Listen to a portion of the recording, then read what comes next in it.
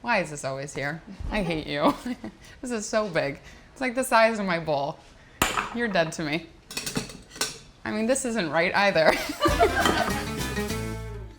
Hey, I'm Megan Mitchell, and I'm here in the Thrive Market Test Kitchen, and today I'm gonna show you a keto cauliflower mac and cheese.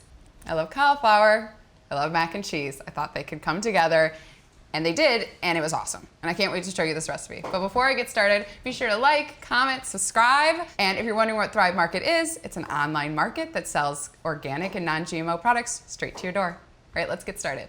So let me show you how I cut this guy up. I'm gonna cut these into little tiny bits, almost pasta shape, and I'm roasting them so they get nice and super dry. I'm gonna show you one, and then I'm gonna go crazy. So large floret like this, cut it in half. If you want, you can quarter it, and then I just cut it into small pieces like this. Just like pasta. This looks just like macaroni, no?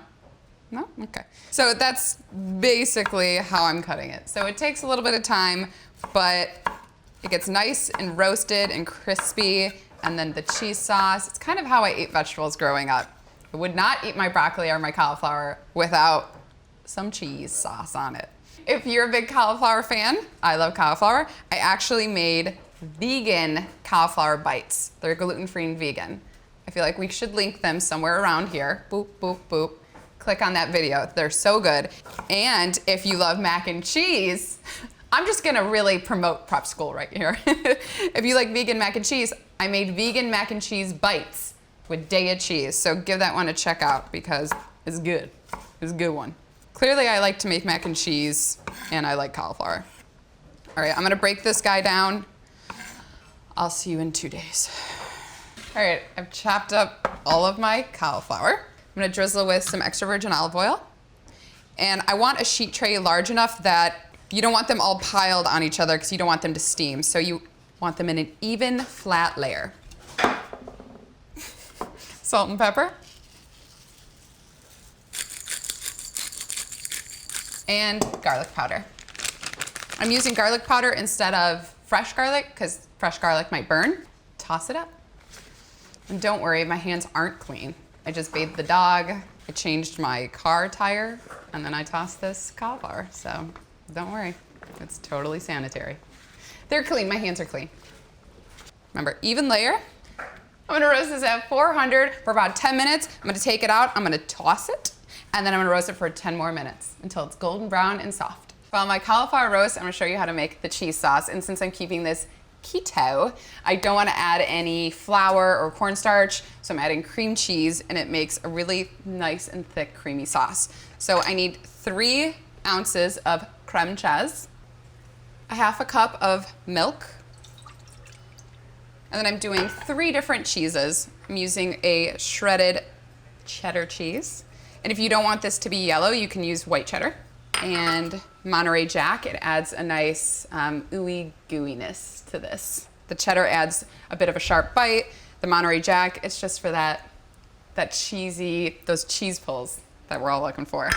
And then Parmesan cheese, which adds a little nutty flavor, salty bite. And I love Parmesan cheese. And I'm also going to add ground mustard and a little cayenne pepper. You don't have to add this, but I like that it adds just a nice spice. And then just whisk this together until it's smooth and creamy. And you just want to cook it until the cream cheese has melted through, all of the other cheeses have melted, and it's just a smooth, thick, creamy cheese sauce. I want to drink this so bad.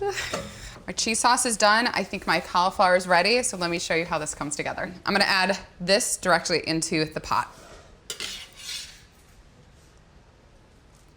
I tried boiling this, and it was just a mess. It just leached so much liquid, and I was like, okay, Megan, think. You gotta dry it out. So roasting it, not only did it add a lot of flavor, but it helped dry out some of the cauliflower, so it wasn't a mushy mess. All right, let's stir this up.